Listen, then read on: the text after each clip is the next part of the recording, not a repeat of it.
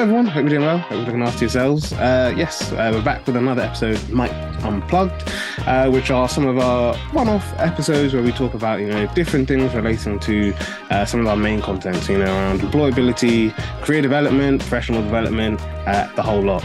As you can tell, it's an online episode we're doing today, but we've got an amazing guest speaker, amazing person who's got a wide range of experience and has done amazing things. But as I always say, I'm not really good at doing introductions for our guest speakers because I'll never, do them justice. So instead, I always invite our guest speakers to tell us a bit about themselves. So today, we've got Ashling on the show.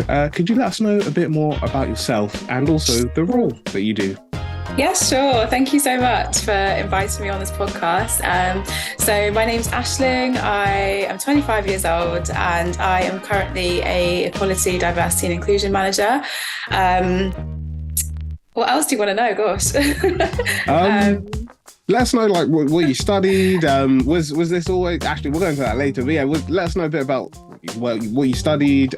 Possibly, if you're happy to do it, let us know where you're working. Yeah, sure. So I studied at the University of Nottingham. So that was my first degree was in sociology. Then I went on to do a master's degree part-time, which I did with the Open University. So I studied human resource management. And so now working full-time at City University of London in their EDI team. So yeah, that's me. Obviously came across you when we were kind of briefly working together at Brunel. So yeah, Oh, thank you. And yes, that was a wonderful introduction. But yeah, I think the most important thing, because we'll probably use its acronym rather than saying equality, diversity and inclusion the whole time. It is long. So if we do say EDI, please just know that's what we're referring to in the episode. But yeah, let's start off with a first question, which I sort of teased, which was basically, mental health is really important to us at Pick Up the Mic, and we love to share resources that can support your mental health. And that's why we are so glad to have today's sponsor. Thank you to BetterHelp for sponsoring this video. BetterHelp is the world's largest therapy service, and it's 100% online. With BetterHelp, you can tap into a network of over 30,000 licensed and experienced therapists who can help you with a wide range of issues. To get you started, you just answer a few questions about your needs and preferences in therapy. That way, BetterHelp can match you with the right therapist from their network. Then you can talk to your therapist however you feel comfortable, whether it's via text, chat, phone, or video call. You can message your therapist at any time and schedule live appointments when it's convenient for you. If your therapist isn't right for any reason, you can switch to a new therapist at no additional charge. With BetterHelp, you get the same professionalism and quality you expect from in-office therapy, but with a therapist who is custom-picked for you, more scheduling flexibility, and at an affordable price. Get 10% off your first month at betterhelp.com/pickupthemic. I've also linked them down below in the description. So again, that's betterhelp.com/pickupthemic, MIC, and start your journey today. This is, I think it's good to throw it in there because I want to ask, was working in this field what you always imagined yourself doing? Was this something that, maybe when you're at university or maybe after you'd just graduated, that you decided to do, or was working in the field of EDI always the dream? Yeah. Do you know what?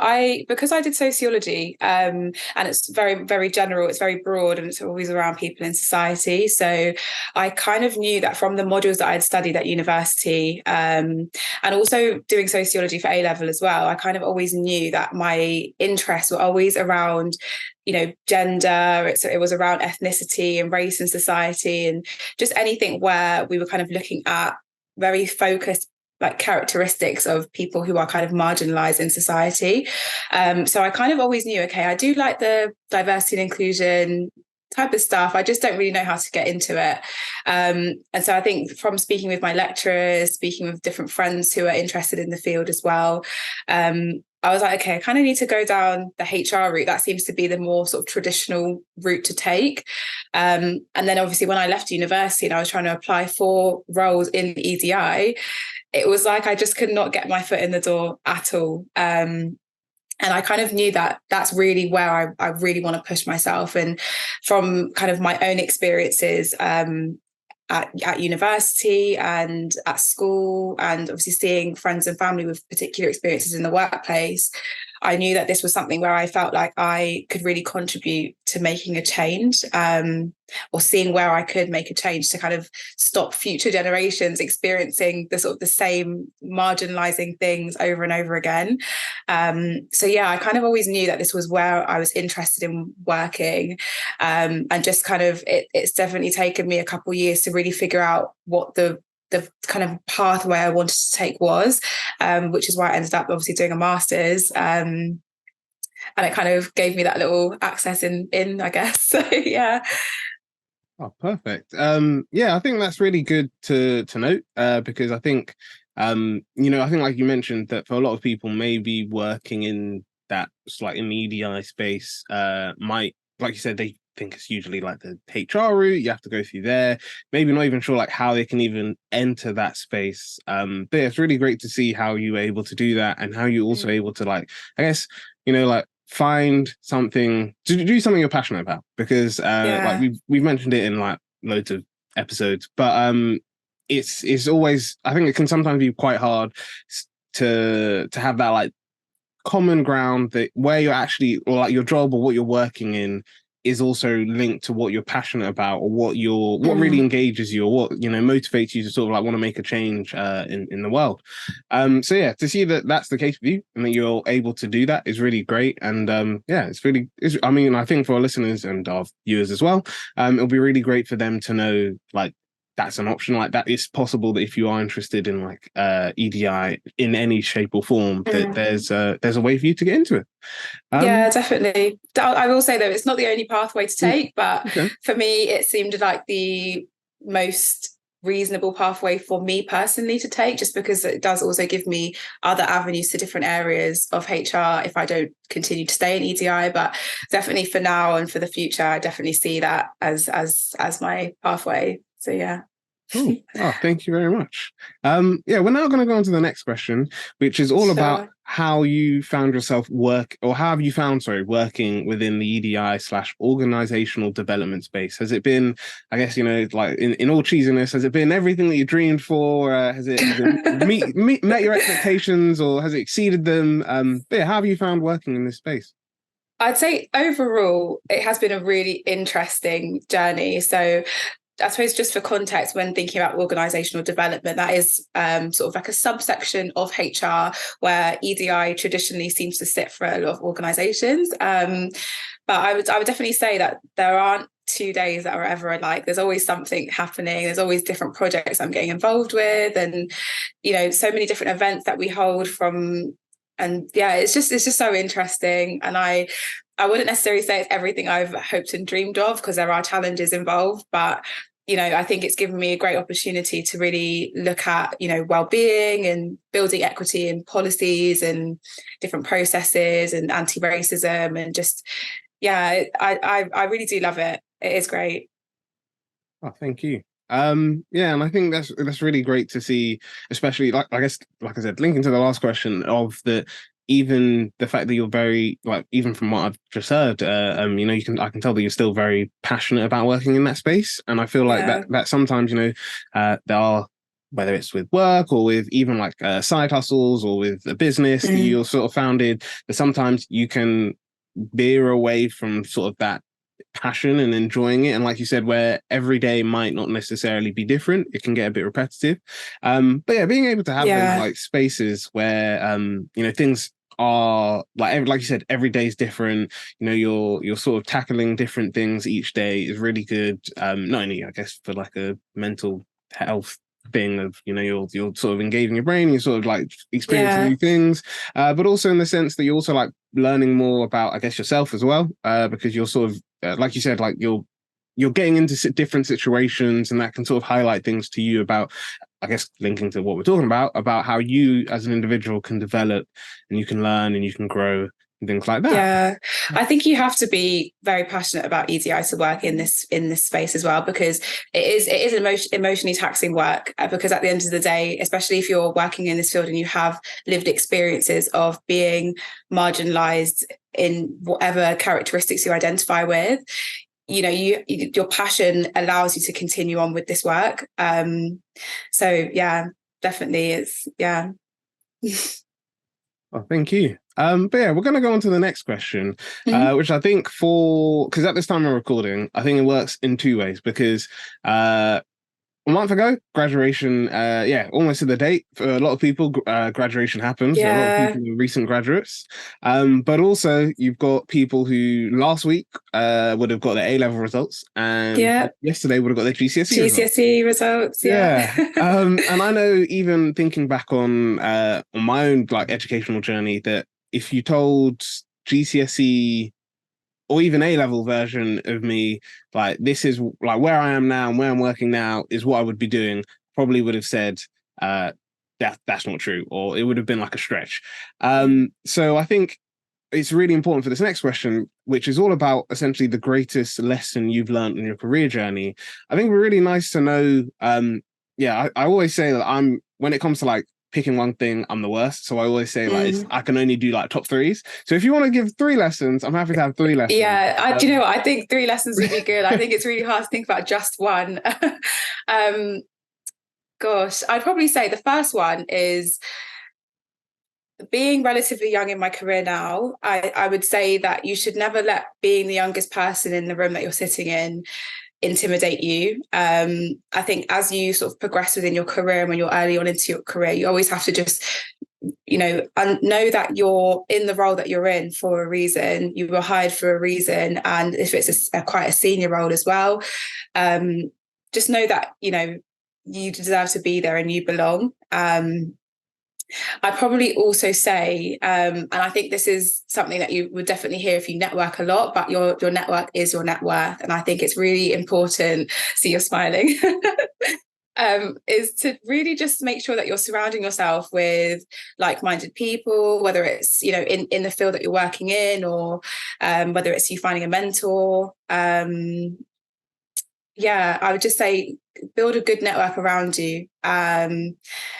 And I'd probably say, okay, three. Gosh, I'd probably say my third one would probably be that faith without works is dead. And I say that because I think if you see yourself in a particular job or in a specific position or with a particular business, you really need to put the work in. So you need to understand what your skill set is and just be open to continuously wanting to develop yourself, and stay disciplined to what you want in order to get to the position that you want to be in ultimately. So yeah, I think I'll stick with those three.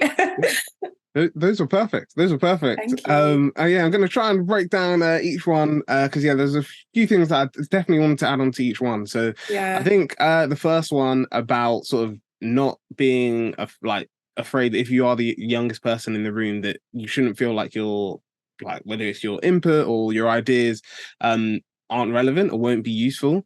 The reason why I say that is because last weekend I went to or like last weekend when it was recorded, this organization called System or Sisters in STEM. They do a lot of they do a lot of work on like raising representation for Black women within the field of STEM.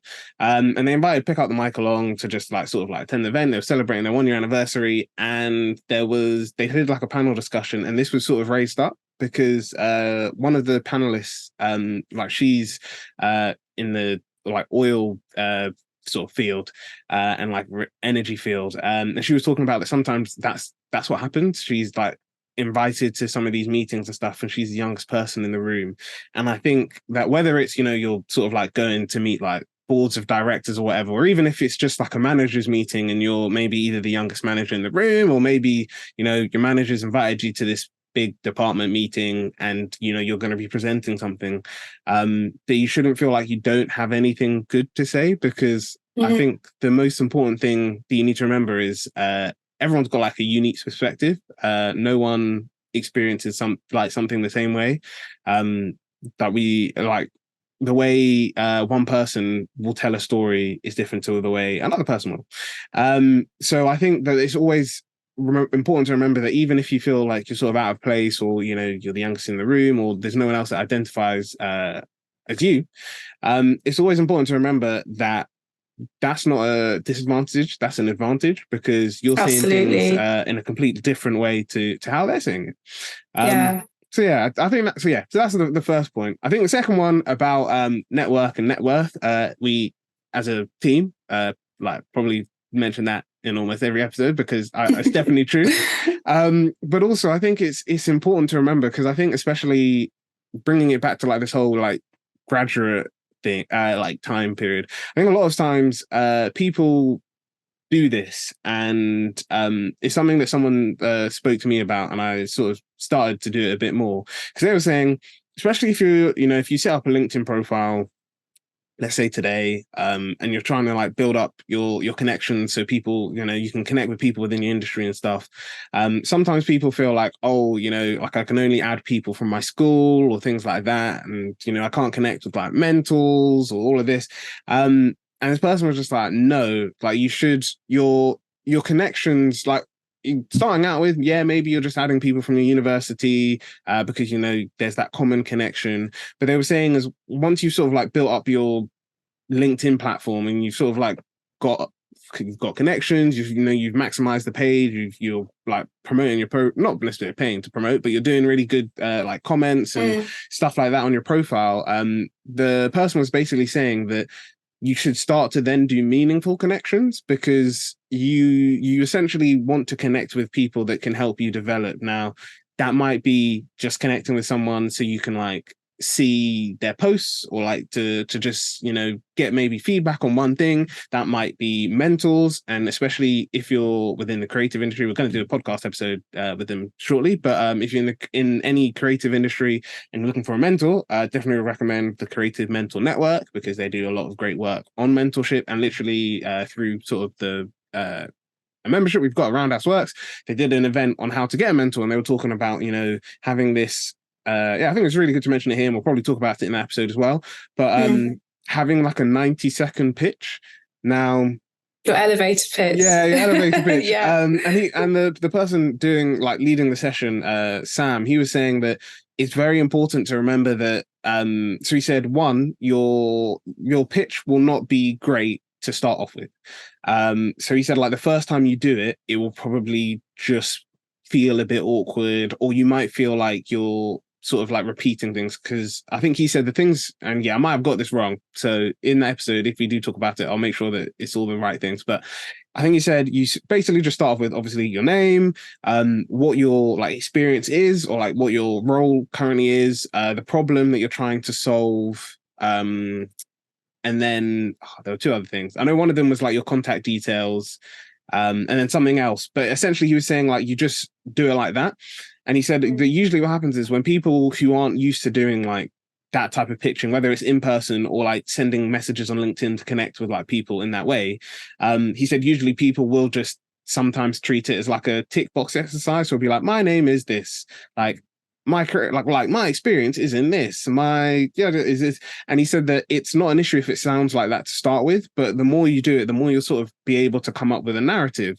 And then even to sort of build further on that from my own personal experience of like trying to like, whether it's contacting people for the podcast or getting mentors, is that you'll then find that the way you do that pitch will be tailored to whoever you're speaking to. So if you're looking, I don't know, if you're looking for a mentor, the way if I'm looking for a mentor, for example, the way I'm looking for a mentor will be different to the way I'm sort of telling someone about pick up the mic if I want them to be on the podcast. And even to break it down further, if I want someone to be on our gaming podcast, the way I message them and talk to them about pick up the mic is going to be different to the way I'm going to talk to someone who's possibly going to speak about entrepreneurship. So I think it's always important to remember that even when you've got this pitch, or even when you're connecting people on LinkedIn, because you can use your elevator pitch or your like 90-second pitch for both like in-person networking with people, but also to connect with people on LinkedIn, because you can add a note and say, I know you, like, hi, my name's this, like I've seen your profile, this is why I want to connect. Yeah, so yeah, that sort of long tangent was basically just like, when you're connecting with people, just remember that once you've sort of like you've got people that you're connected with and you've gained experience, like start to make those meaningful connections, start to connect with people that you either want to be like, you want to learn from them, or you want to sort of be in the industry they're in, or you want to even like get to where they are. Because I think a lot of people feel like, oh, like I can't send, like, I don't know, this, I don't know, like if I'm interested in like this, if I'm interested in EDI, I can't send you know, someone who's the head of EDI at an organization a message on LinkedIn, because, you know, they're the head of an organization, like they're the head of a department, and I'm just, you know, a recent graduate. And it's just like, no, most of the time, if they've got the time, the capacity, they will answer. They will answer, and they will respond. The thing is, that's exactly what I used to do. I used to literally just type in the name of the role that I was looking for. People come up, and don't be afraid to just connect with them, ask them questions. How did they get to where they are? And people like talking about themselves. They'll answer your question. So yeah, just don't be afraid. I think that's how you really get your foot in the door. That's how you expose yourself to different opportunities, is to ask questions and meet people. Yeah, no, definitely agree. And that's literally like, even with the podcast itself, like that's how we've been able to grow. That's how we've got people on the team. That's how we've got guests. Like, it's just getting used to just literally doing that, like building those meaningful connections, like having those conversations, asking for advice, and not being afraid to sort of like send those messages and stuff. You're gonna have to remind me, because I wanted to say something on point number 3, but I've actually forgotten what it was.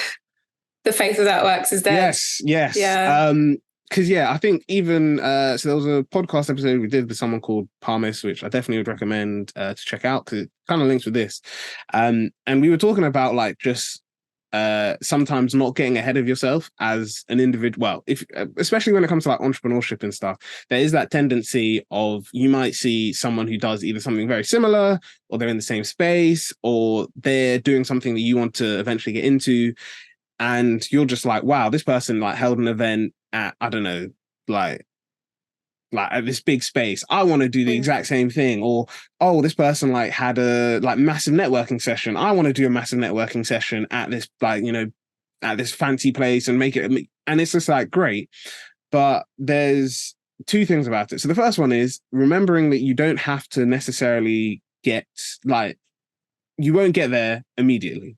So what I mean by that is not that you, like, if you want to do a networking event, you shouldn't, but it's more of, if you start to compare yourself and say, oh, like this brand, even if they've been around the same time as you and you're doing similar things, like you also need to, like I was saying before about everyone's got their own story. It's the same with, but whether you're a business or whether you're an individual.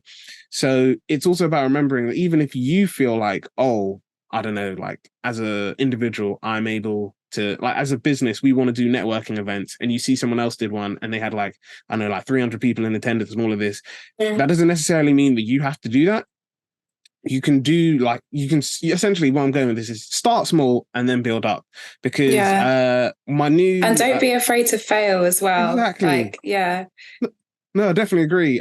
Because even like like I said, I always joke about this, and I keep saying that I'll change it, and I probably won't, because it sort of links to how we've grown. But I've said, like, if you listen to the first episode, Pick Up the Mic, our first ever like podcast episode that we did, which is now under the student guide, like that episode, we so myself, Nanushka, and Samuel, who were all doing it at the same time, we were doing it on Zoom. We were all at home in our own homes, we were all doing it, cameras off, because we were just like, we just want to do audio.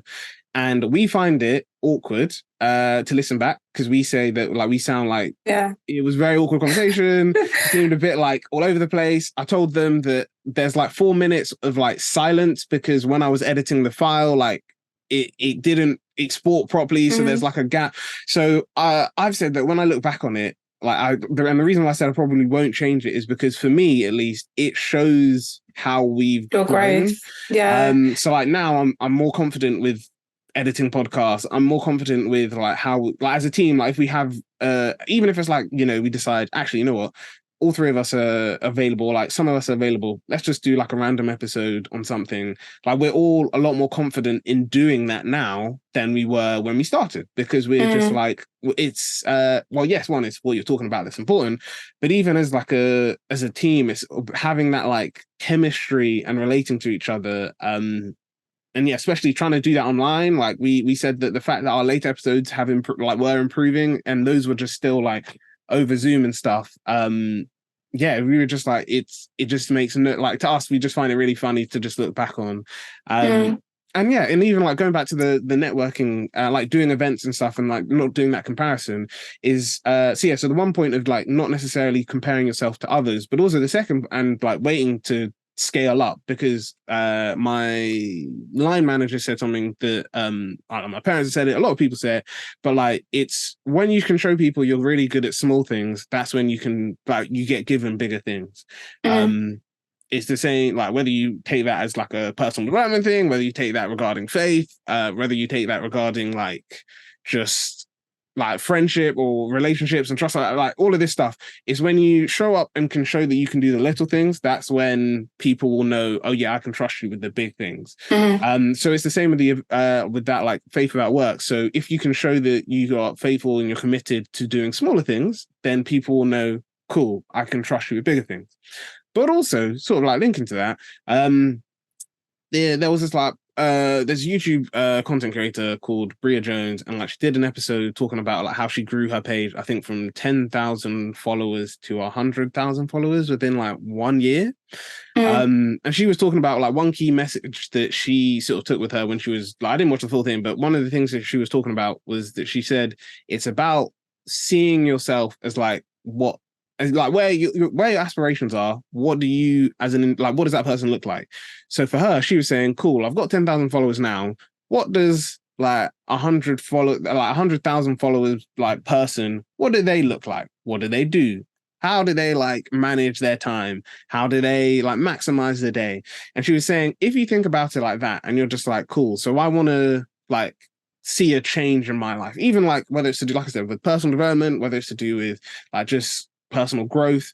She was saying you just have to think like, okay, so if I want to be, I guess it's kind of like with business. So like if you want to be like a business owner, like what does to you a business owner look like? How do they dress? How do they interact with others? Are they, you know, all about, are they humble? Are they proud? Are they kind? Are they selfish? Are they selfless? Do they engage with others? Do they make time for family and friends, or are they committed solely to just developing the business?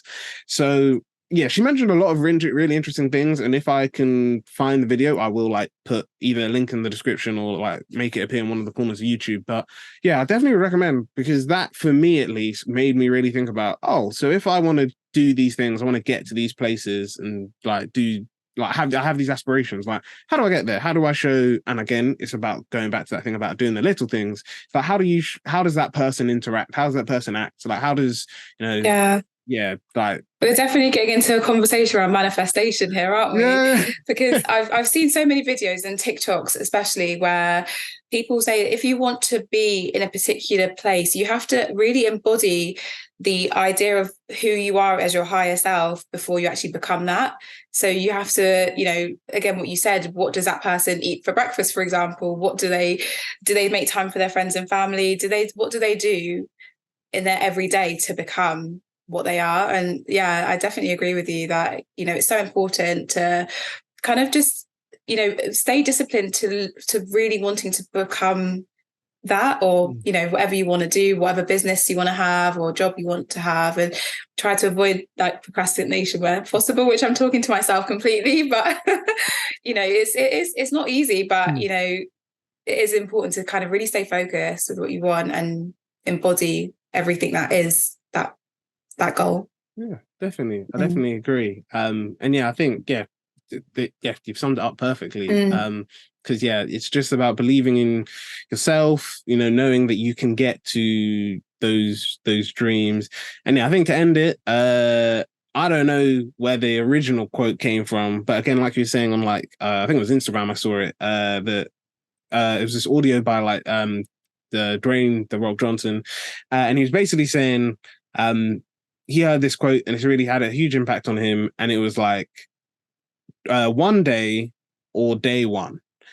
And he said that's literally the quote. Is today gonna be, are you gonna start that thing one day, or is this day one of you like starting that thing, or you like doing that change, or you like starting that business or whatever? He was just like, is today gonna be that day, or are you gonna say you're gonna do this one day? So yeah, I think that's a nice way to sort of like encompass literally everything like we've been talking about. Is that just think about absolutely. Is today day one, or is it one day, or is today going to be day one? But yeah, we've gone to the last question, which is essentially, Ashling, if you could let us know, what are your plans for the future? Are you gonna, well, I mean, I'm sure you'll probably still be working in the EDI space, but yeah, what are your plans for the future? Do you have anything coming up that you'd like to share, anything like that? I suppose I could interpret this question in different ways. I suppose in terms of like the near future, I just want to learn more about my field and become an expert in my field. And I think potentially for the future, I definitely want to explore potentially other avenues of other areas of HR. Obviously organizational development in itself has quite like several different areas as well. So there's ED&I, there's learning and development, there's well-being, and there's so many different areas that I could look to explore, which I would just be really interested to learn more. I think I always want to learn more for my future, I guess. And I think my probably other plans aren't really work related, I suppose. I just want to travel and do all that good stuff as well. So I definitely want to make time for that within my career. It's just to take that time out to find myself, go traveling, Bali, Southeast Asia, all of that good stuff. So yeah. Yeah, no, definitely. And yeah, I think even though it might not be career development related, it is important, like we mentioned, to have that balance of professional work-life balance. Exactly. Yeah. So yeah, thank you very much for that. And yeah, we've come to the end of the episode. Thank you very much. Thank you so Ashling. much for having me. No, thank you. And thank you for all the wonderful pieces of advice you shared today. As always, we like to ask our guest speakers that if our audience would like to know maybe a bit more about EDI, or if they'd like to know a bit more about you, or maybe connect with you on like LinkedIn, what is the best way for them to do that? Definitely LinkedIn. So feel free to put my details in the the description below? Yeah. I'm more than happy for anyone to reach out and ask me any questions. And yeah. Cool. Oh, thank you very much. And yeah, thank you to you, our wonderful audience, for coming back for another episode of Mike Unplugged. If you like this episode, a like, comment, and subscribe is always appreciated. If you want to make sure you don't miss our next episode, then please make sure you click the notification bell at the bottom of the video. Finally, if you're interested in supporting Pick Up the Mic, we can't do this without any of your support. If you're interested in receiving some perks, maybe even receiving some free gifts from some of our affiliate links, then please do check out the links in the description below. But yeah, that's it from Mike Unplugged today. We're going to close things for this episode and then keep an eye out for the next episode we do, where we discuss some more amazing things around entrepreneurship, around career and personal development, and of course regarding well-being. But yeah, that's bye from us here. Have a wonderful day and speak to you soon. Bye. Cool. Perfect.